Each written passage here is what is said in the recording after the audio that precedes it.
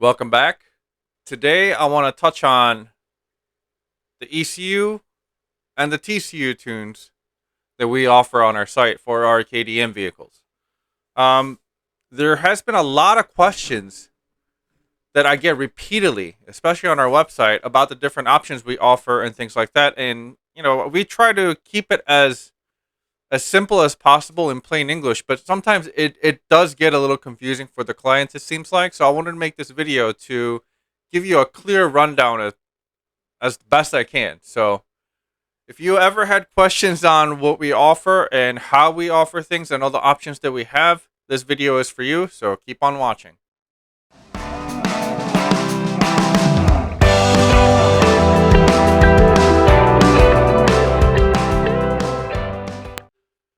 Okay, so we often get a lot of questions regarding ECU and TCU tuning.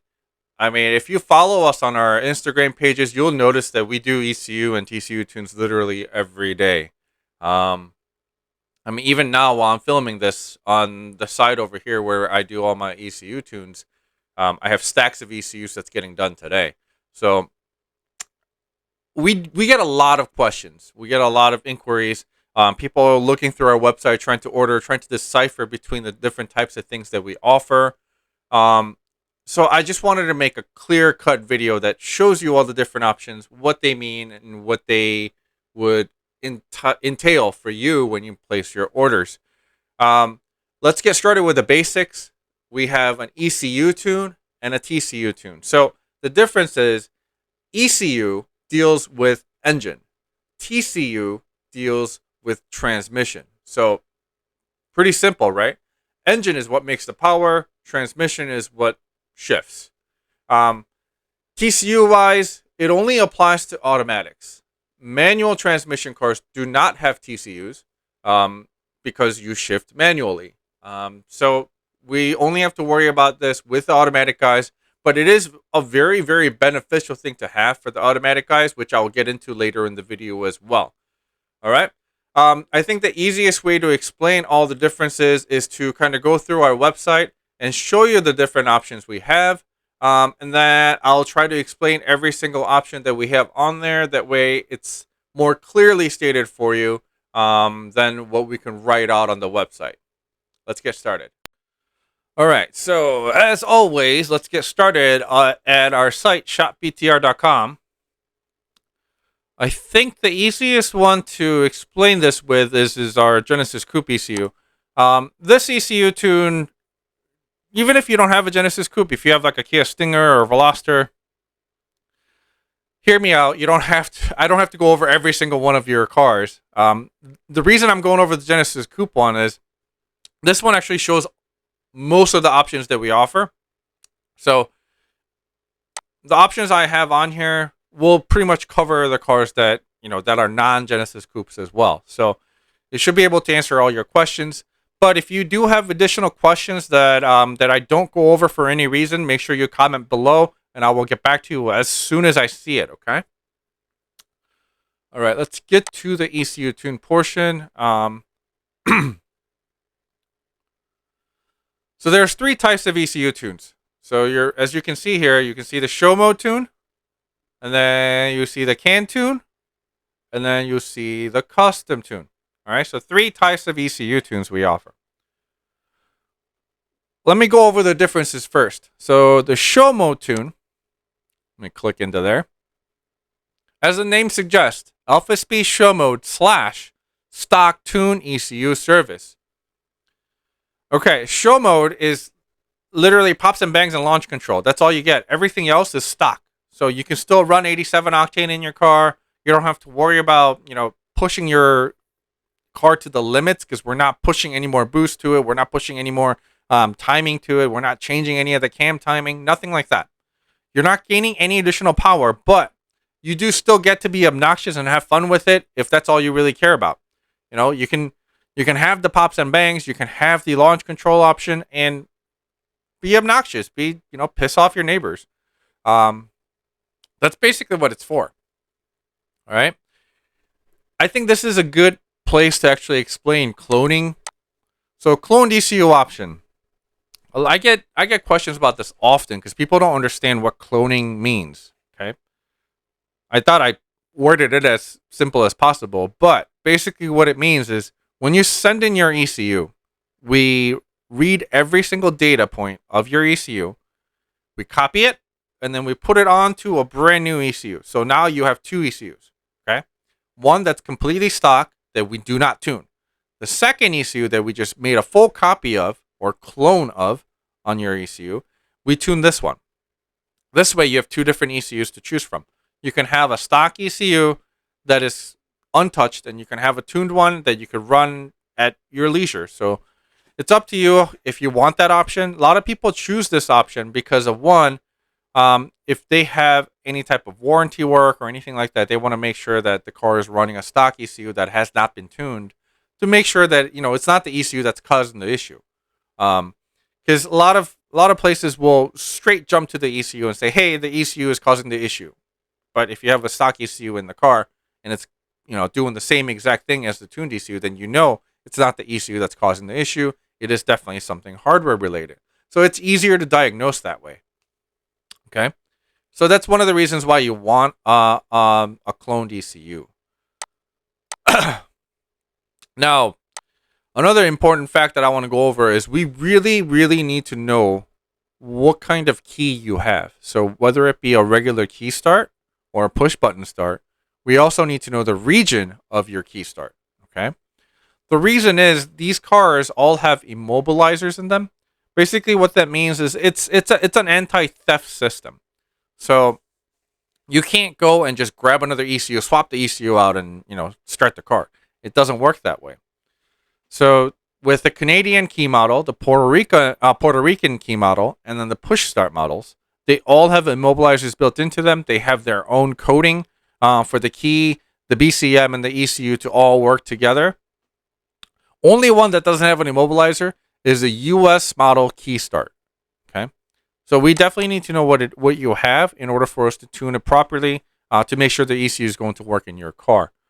This is one of the reasons why we also need you to send in your OEM ECU from your own car, and you cannot send in an aftermarket ECU or like a used ECU from a junkyard. Okay, it doesn't matter if your part number matches because your immobilizer's coding is not going to match. So you always need to send in your OEM ECU. If you send in a used ECU and we use it to tune it, it's not going to start the car. We're not giving you a refund because you're the one that didn't follow directions. All right? So keep that in mind. Pre-tuned ECU. This option only works for US key models. And as I explained earlier with the immobilizers, the reason this only works with the US key models is US key model is the only one that doesn't have an immobilizer system. So we can pretty much make number of ECUs to work on your car if you have a US key model. With this option, you do not have to send in your ECU. And again, this only works for cars that are US key models, okay? So keep that in mind. Let's move on. So a step up from the show mode tune, you actually want power gains, is going to be the CAN Tune service. The CAN Tune service works for completely stock cars to full bolt-ons, okay? So you cannot have injector upgrades or turbo upgrades, but we do offer an option for stuffed turbo upgrade. I will actually add that onto this once I complete the video, just so that you know, okay? But for the most part, it's just stock to full bolt-ons. You do have to choose your octane level on the CAN Tune because we are now changing the boost levels. We're now changing cam sensor or cam angles. We're changing, advancing timing and things like that. So you do need higher octane fuel. If you wonder why high octane fuel is needed, I will post a link up here on the top, like way up there, explaining the difference between the fuel octanes and why it's required. But essentially, what you want to choose the octane that's available to you in your area. So depending on the state, some states have 91 octane, some states have 93 octane. If you travel out of state a lot with your car, Even though your state may have 93, I would suggest you get the 91 octane tune. The reason being, if you cross state lines and that state only offers 91, you don't want to end up with a 93 octane tune running a 91 octane, because you can always go higher on the octane, but you can't go lower. So if you tune for 91, you can pump 93 and have no adverse effects. But if you tune for 93 and put in 91, you're going to start getting pre-detonation and knocking, which is explained in that video that I linked earlier. Okay? So if you travel outside of state a lot, you drive a lot, I would recommend going to 91 octane.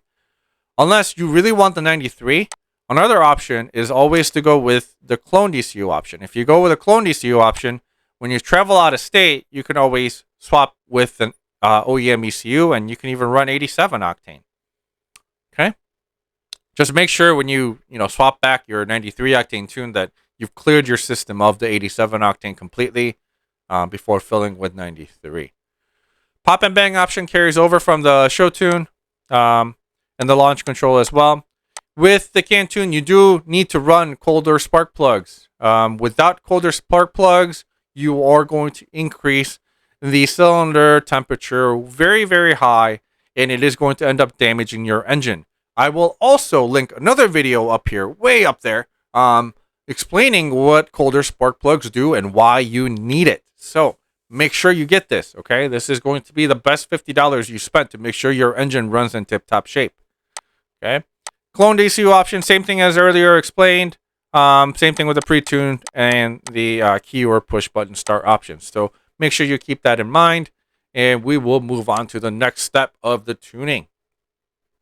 Now, for people that are running bigger injectors, people that are running, let's say, water meth kit, ethanol, running bigger turbos, this is what you're going to need. The Alphaspeed Custom ECU Tuning Service. Custom ECU Tuning. It's really for people that are running a more complicated setup, okay? We do need your car to be brought to us in order for this to work, okay? I can't do this remotely. We do get that question often, if we can send them like a remote kit and do this remotely. No, we cannot do this remotely, just because there is so much involved in trying to data log a Genesis Coupe or any of the KDM models.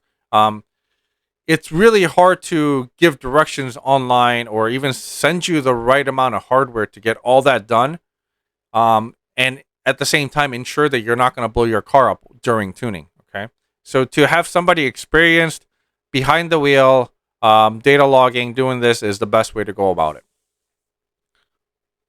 Now, like I said, we do tune for ethanol mixtures, water methanol, and things like that.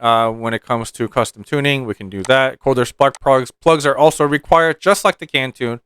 Clone ECU option is also here. If you wanted to explore that option, that's totally up to you. We can also do upgraded injectors and upgraded turbos. Okay. This also applies to a lot of the naturally aspirated cars, especially the Genesis Coupe 3.8s. We do offer a custom tune for turbo kits. So if you were to go with like the Remnant Performance Turbo Kit or the TurboKits.com Turbo Kit, we could also tune those for you as well. Now, with the custom tune service, there's two ways to go about it. One is to do it on the street, or two is to do it on the dyno. How do we do it on the street? Basically, we find a long stretch of road that has a high speed limit, otherwise known as the highway. Okay, so we'll meet at a parking lot near a highway on-ramp, and I'll hook up my computer to your car. I'll have you drive to a certain RPM in a certain gear. We'll data log. We'll go back and forth while trying to keep safe as possible on the street, without having to get you arrested for driving too fast or driving aggressively. Okay, and we don't want to get into an accident or anything, so we do try to keep that as safe as possible. The second option is renting a dyno. I like the second option a lot better because this is a lot safer for everyone.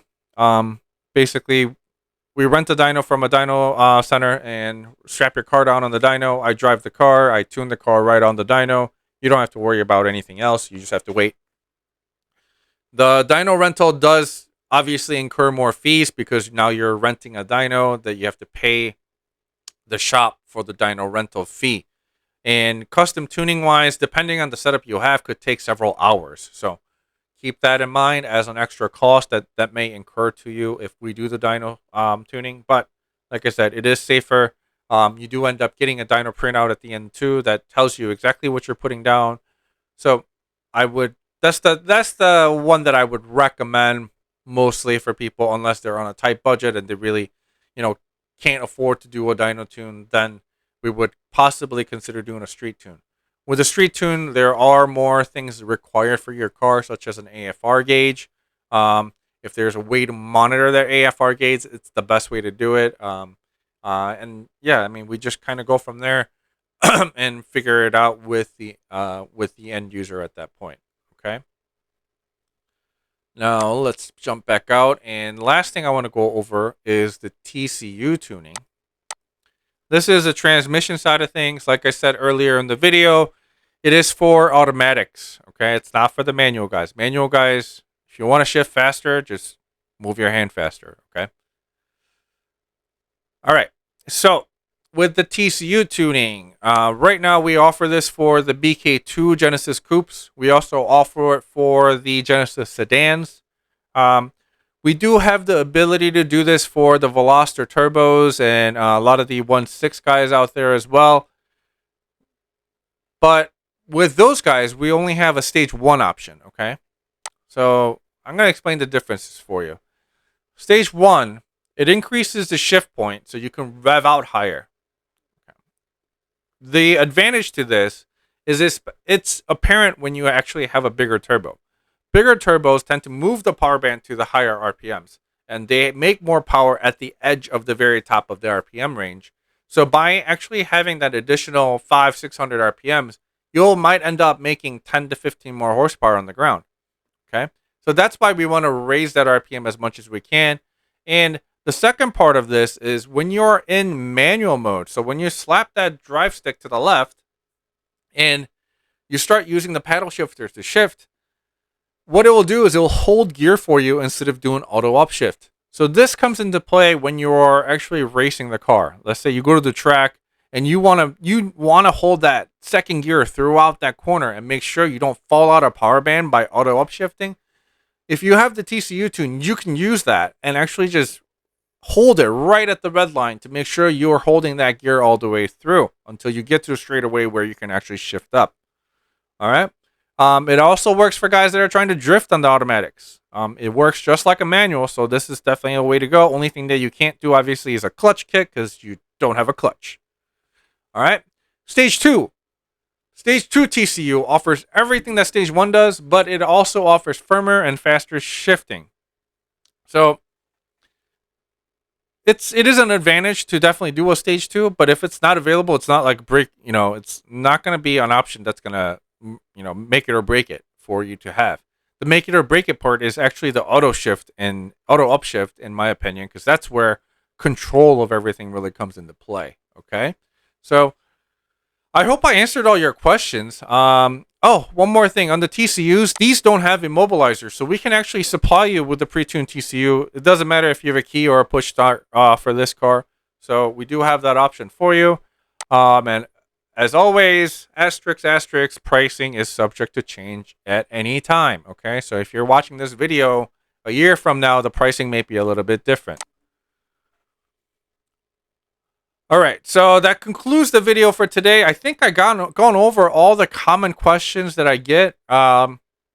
If there's anything I missed, if you have any other questions that I did not cover, make sure you comment below. I will get back to you as soon as I see it. Make sure you like, subscribe, and share the video. Every like definitely helps. Every time you click that like button, it pushes our video out to the actual regular YouTube searches. So people will be more exposed to our video. They'll be able to see our videos more, which helps our channel grow, which makes, which lets me actually go out and do more things for you, bring out more fun videos and more informative videos in the future as well. All right. And I do also want to apologize. This video was supposed to be released yesterday, but it's getting released a day late because I did have to run out to the transplant hospital for my wife yesterday. They were doing a little bit more testing on my side of things because I'll be donating my kidney to her. So So yeah, I mean, I wasn't able to get this video out until today. Okay. I will be back tomorrow with another video, so I will see you on the next one. Have a good day, guys.